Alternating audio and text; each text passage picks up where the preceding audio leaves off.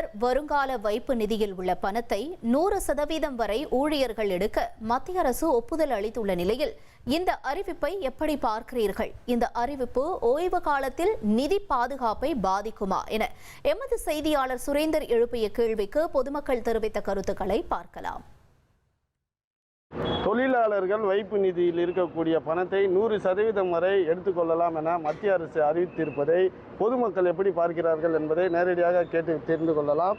Sir வணக்கம். இப்போ இந்த அறிவிப்பை நீங்கள் எப்படி பார்க்குறீங்க? மத்திய அரசு இந்த அறிவிப்பை இப்போது எம்ப்ளாயியோட ஒரு சேவிங்ஸேன்னு பார்த்தீங்கன்னா பிஎஃப் மட்டும் தான். ஏன்னா மாதம் சம்பளம் அவங்க செலவு பண்ணிடும். ஆனால் நமக்கு கண்ணுக்கு தெரியாமல் ஒரு சேவிங்ஸ் நிற்குதுன்னா பிஎஃப்ல மட்டும் தான் நிற்குதுன்னு நினைக்கிறேன்.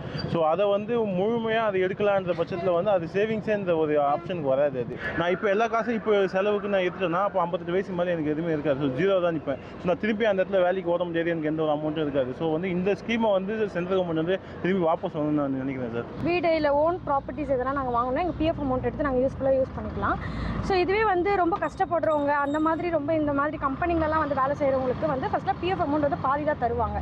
இப்போ அந்த பாதி இல்லாமல் இப்போ முழுசாக கொடுக்குறாங்கன்றது அது எங்களுக்கு பெனிஃபிட் தானே. ஸோ அந்த பெனிஃபிட்டான அமௌண்ட் வச்சு நாங்கள் யூஸ்ஃபுல்லாக யூஸ் பண்ணுறதுக்காக கவர்மெண்ட் இந்த அறிவிப்பை எங்களுக்கு நல்லபடியாக தான் அமைச்சு கொடுத்துருக்காங்க.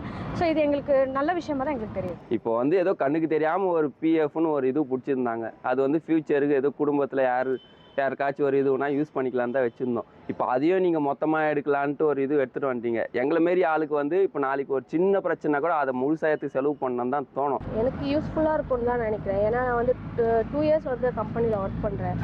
அது நான் லாஸ்ட் டைம் கிளைம் பண்ணும்போது எனக்கு ஆஃப் அமௌண்ட் தான் வந்துருக்குது. ஸோ எனக்கு ஃபுல் அமௌண்ட் இருந்தாலுமே ஆஃப் வருது எனக்கு எமர்ஜென்சிக்கு அது செட் ஆகலை. ஏன்னா இப்போ 100% வருதுன்னா அது நல்லா யூஸ்ஃபுல்லாக தான் நினைக்கிறேன். தொழிலாளர் வருங்கால வைப்பு நிதியில் உள்ள பணத்தை இப்போதே எடுத்தால் ஓய்வு காலத்தில் பாதிப்பு ஏற்படும் என்று ஒரு தரப்பினர், இந்த அறிவிப்பு பயனுள்ளதுதான் என்று மற்றொரு தரப்பினரும் தெரிவித்த கருத்துக்களை பார்த்தோம்.